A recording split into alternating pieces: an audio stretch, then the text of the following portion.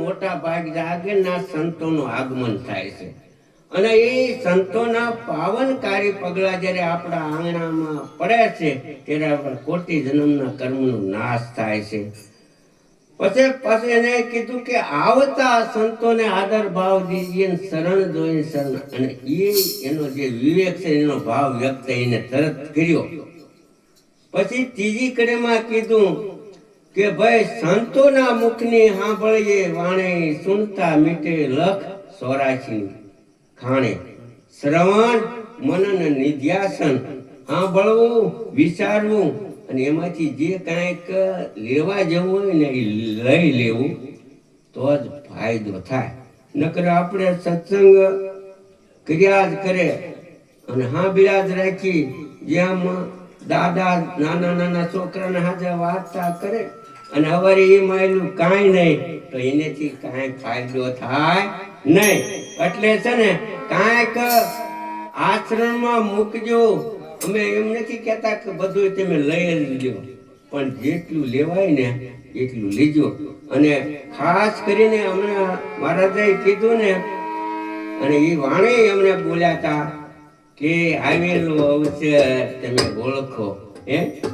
બડા ભાગ્ય મનુષ્ય તન પાવા, સુર દુર્લભ સબ ગ્રંથ ને ગાવા, સાધન ધામ મોક્ષ કર દ્વારા પાઈ ન દેહી પલો. એમ કે મોટા મોટું ભાગ્ય હોય ને આપણે મનુષ્યની મહારાજે અત્યાર સુધીની પ્રશંસા કરી કે બધાયથી ઉત્તમમાં ઉત્તમ હોય તો આ મનુષ્ય તન છે. 84 લાખ ખાણીની અંદર આપણે આમાં ઉત્તમ આને કેમ કીધો તો કે આની પાસે 2 પુરુષાર્થ છે. કયા? કે એક પારમારીથી ને એક વ્યવહારિક.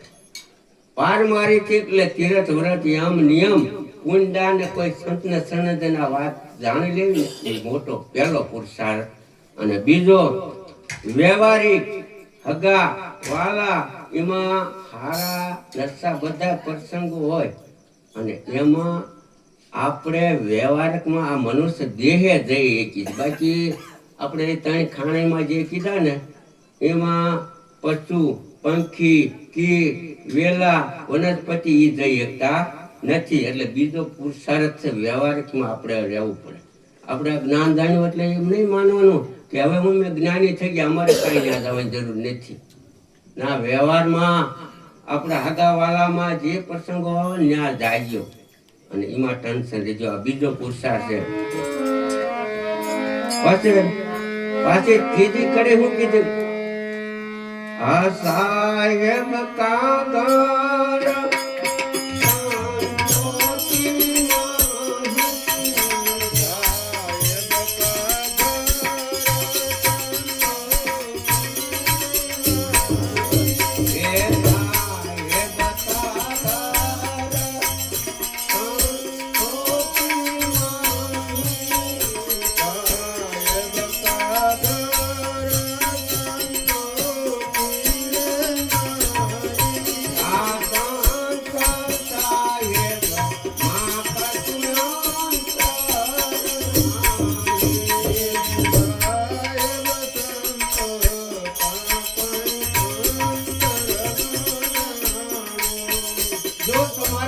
સાહેબને ઓળખવા હોય, સાહેબને મળવું હોય તો એના દીદાર આમાં થાય છે.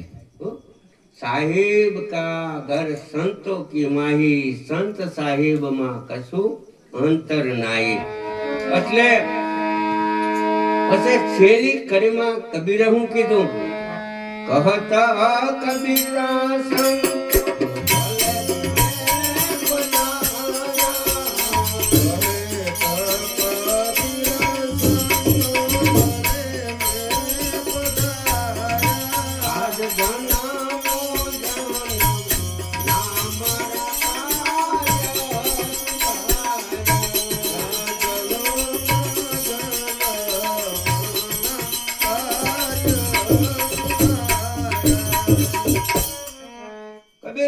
એવું કીધું કે જેના માટે થઈ આગળના સંતો મહંતો યોગીઓ જન્મ જન્મ મુનિ જતન કરાઈ, અંત સમય પ્રભુ આવત નાઈ, છતાં ઝાંખી નથી થતી.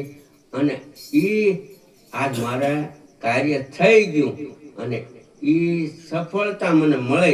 એટલે પાછો આ સિવાય બીજો કોઈ ભગવાન નથી એમ આપણને નક્કી દ્રઢતા આવી ગઈ.